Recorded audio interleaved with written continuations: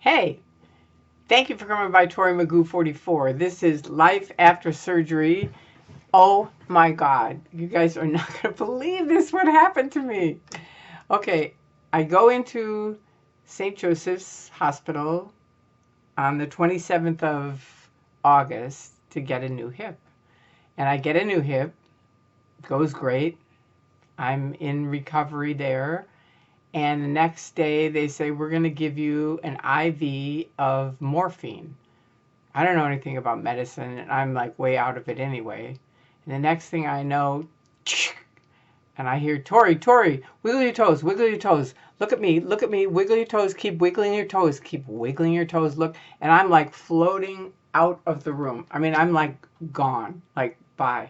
I'm like, it was so weird. And later, a gentleman told me what happened is, because I kept saying, I think that morphine in because this physical therapist literally saved my life. She just kept staying with me and saying, wiggle your toes, look at me. And I said, hold my hand because I'm leaving. I was out of there. Anyway, ended up okay. They had to call the ICU team, and she kept saying, you're doing great. And I kept thinking, I can't be doing real great if the ICU team is running down the hall. But anyway, she said, that's good. You have a sense of humor. You're okay.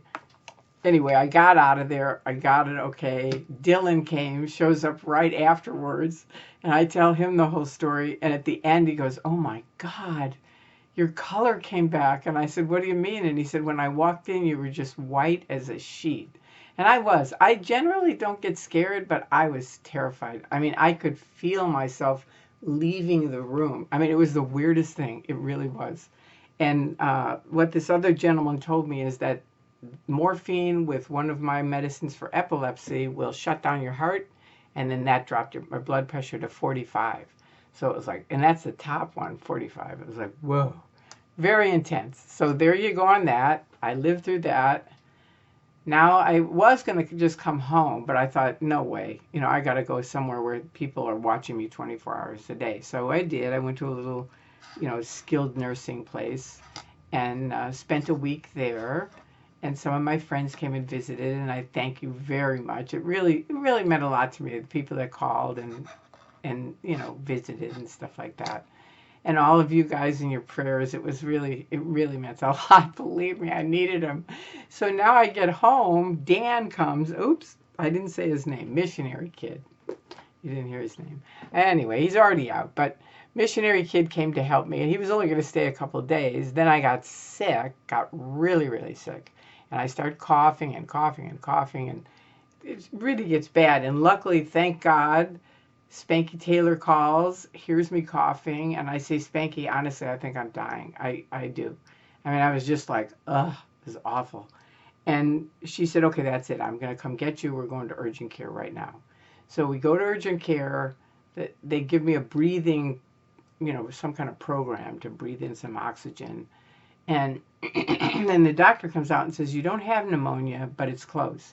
So I'm going to treat it like pneumonia. I'm going to give you some antibiotics and a little inhaler. Excuse me. So anyway, it's been a wild ride. I mean, I finally got better from that, and now I'm up walking with my new hip. I don't think you can see it, but I'll try to show you. Well, you really can't.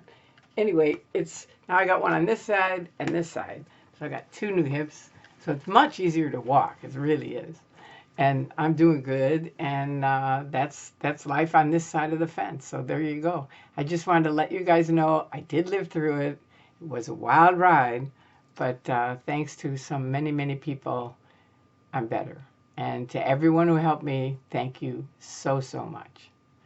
And I love you all. And I hope you're doing well. I'll be back hopefully soon doing some more wild and crazy things. In the meantime, thank you for your prayers and your good wishes. Bye-bye.